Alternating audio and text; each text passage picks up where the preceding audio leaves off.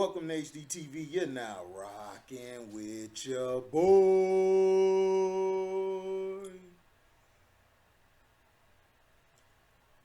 What the F are you doing in the offseason, dog? Timberwolves star Rudy Gobert gets obliterated by TRACYMcGRADY. The Minnesota Timberwolves made waves early in the offseason when they brought in Rudy Gobert from the Utah Jazz in a dumb behind trade deal of historic proportions. With the three-time Defensive Player of the Year now in the mix, the Wolves are expected to be a real threat in the West this coming season. Yeah, right. As it appears, however, Hall of Famer TRACYMcGRADY is not buying in on the Gobert hype train. The former seven-time All-Star had some harsh things to say about the Timberwolves big man as TMAC went all in to criticize Gobert's work ethic, or the supposed lack thereof. Bro, this is what I be wondering. What the F are you doing in the offseason, dog? McGrady said in reference to Gobert. No BS. What is your workout? McGrady then recalled the specific instant with Gobert that triggered him. According to the Orlando Magic and Houston Rockets icon, he could not fathom how Gobert couldn't do anything against the 6-foot Chris Paul defending him inside. Listen, I was so mad at Rudy when they were playing against the Rockets one year. He said Chris Paul was guarding him in the post. I was mad as it. He couldn't do nothing. Nothing. You're 7'2" and a point guard is guarding you. He had no moves. It's safe to say that McGrady is not a very big fan of Rudy Gobert. He's going to be entering the new season with a lot of pressure now that Gobert is on the new team. And you can be sure that TMAC is one of the people who's going to be watching this situation closely. Of course he is. Because you got to understand, look, Rudy Gobert is 7'2". You see, the young guys have to understand. We don't try to be hard on them. We don't try to diminish them or diminish what they've accomplished. Gobert is more of a specialist. This is what I said about Dirk Nowitzki for years. Everybody loved to say Dirk is a great player. Dirk is a great specialist because he only plays one side of the ball. You know, he doesn't play defense. He didn't guard the best power forwards in the league, and when he did, he got his ass cooked. Rudy Gobert can defend a lot of guys, but his problem is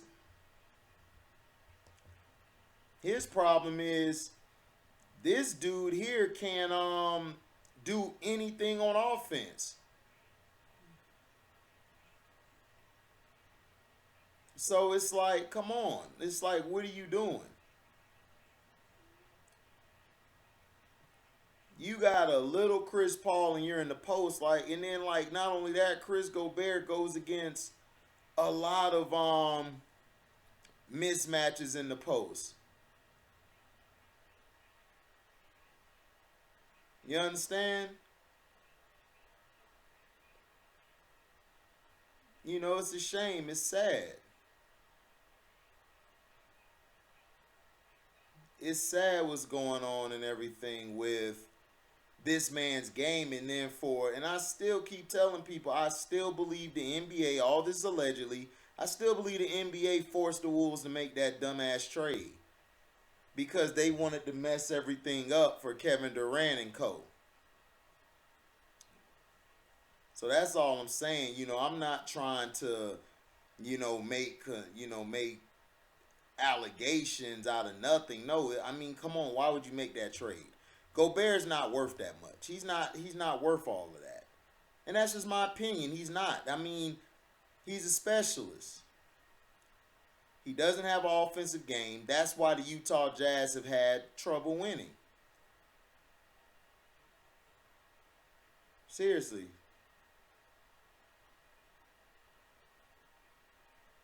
So, you know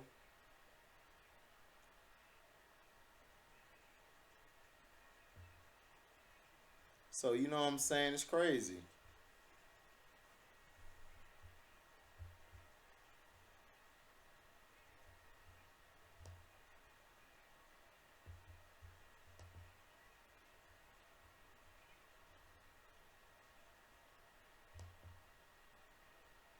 So you are, so you have to be careful because this sets the Wolves back.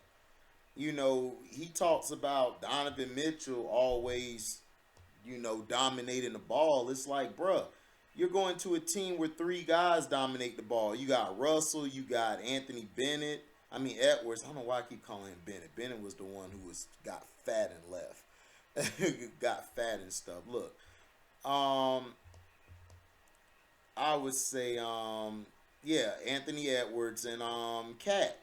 All of these guys are ball dominant, and I just don't see. I don't see what's gonna happen. I don't see this team really being tough.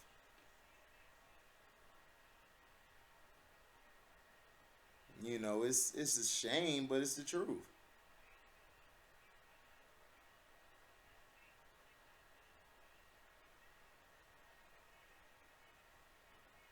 So, I'm not trying to destroy or degrade you know, not trying to degrade anything, of Rudy Gobert, but dog, I mean, he's overrated.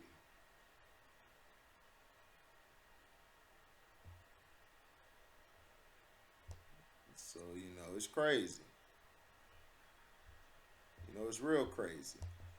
And I just think people take too much time. And Tracy McGrady is absolutely right. And Tracy McGrady is being for real. Like a lot of these guys, what do they do in the summer? Like I've never seen guys who get paid millions of dollars not even work on their game at all. Like Rudy Gobert hasn't worked on the offensive game, in my opinion, since he's been in the league. Seriously. How you don't work on your game?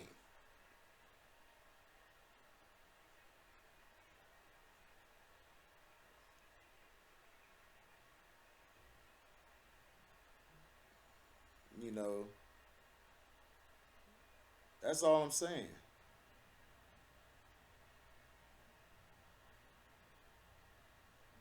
And that's the thing that pisses me off about these players. For real.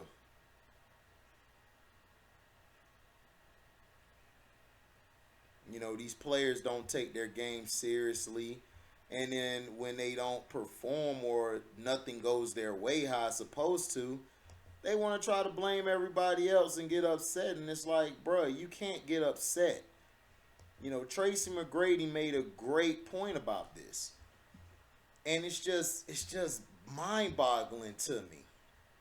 How you got all this talent, but yet you're not even trying to get better offensively. Seriously. Now, so now here's the thing. If he ever worked on an offensive game, do I believe that Rudy Gobert would be the best center in the league? I think he would be. I think he would be the most dominant center in the game if he had an offensive game. Look, he's 7'1", 7'2". If he worked on a post game, a fadeaway, a hook shot, like work on that. Get to your spots. My goodness, he'll be awesome. So, this is the things that we want to see from Rudy Gobert. We're rooting for him to do better. We're rooting for him to be great. We don't want him to continuously, feel like, oh well, I can play defense the rest of my career. Why? I mean, dog, you're playing one side of the ball, man. Like you gotta play both sides of the ball. You know what I'm saying? And it's the truth. And I just think people have to understand is that you have to look at the bigger picture.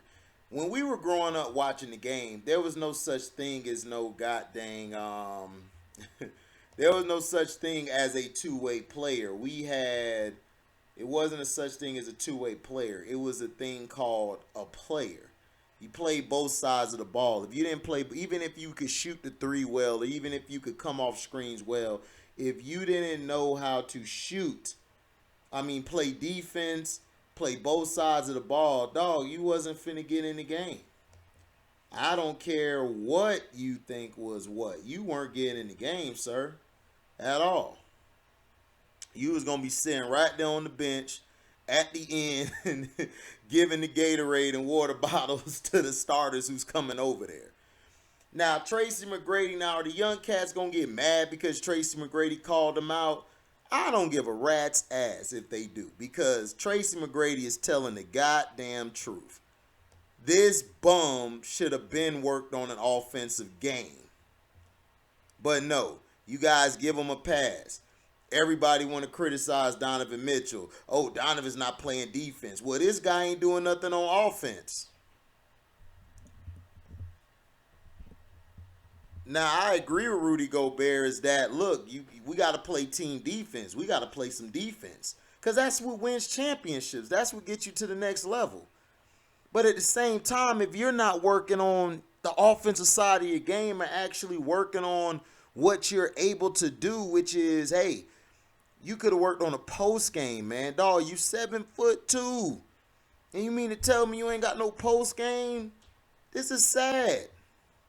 You would have got ate up back in the day by a lot of centers. Ralph Sampson would have destroyed you. You talking about Shaq? It's not even about Shaq. It's about Ralph Sampson would have ate you up. Hakeem would have definitely ate you up. Bill Russell would have dominated you. Bill Russell could play both sides of the ball, people. He had a good post game and he had a good hook shot. It's just that Bill Russell got the ball to everybody else. He sacrificed, so he dominated one side of the ball so great. People forget he could play offense too. And that's what's wrong with people. People don't look at the big picture. They're like, well, Bill Russell played one side or Dennis Rodman played one. Dennis Rodman had a post game. Dennis Rodman could shoot the ball whenever he wanted to. He can hit that shot. He can make his free throws. He could do all of that. Bill Russell could do the same thing. But you guys don't look at that. You guys look at one side of the ball. And Tracy McGrady, I agree with him. Tracy McGrady, if not for injury, man, we probably be talking about Tracy McGrady in the top 5, if not top 3 greatest two guards in history. If it wasn't for injuries. But he was too busy carrying my damn sorry-ass tragic that his career got, sidetracked. And when he went to Houston, it was too late. He was hurting his he was hurting his back. His back and his body just failed him. It happens. But Tracy McGrady's being real, man. Like, this guy don't work on his game. If you can't dominate a 6-foot Chris Paul and you 7'2", bruh, you're a lost hope. And I believe that the Wolves will not be good this year. I believe they will take a step back because for them to get rid of Patrick Beverly and those other guys were key pieces to their team. Seriously. And Beverly was the defensive leader, also the offensive guy. Like, he could get the guys the ball. He facilitated. He got the ball to Cat and Anthony Edwards. He was basically the median that they needed.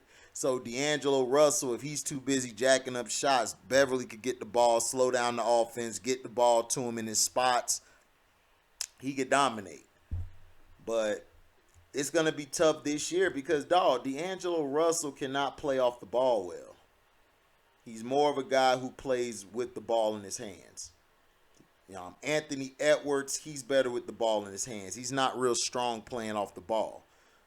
Cat could play off the ball, but, Cat's going to want to jack up these threes now. He done fell in love with these goddamn threes. So we already know what he finna try to do. But let me know in the comment section what y'all feel. Do y'all think TMAC was wrong? Or do you agree with TMAC?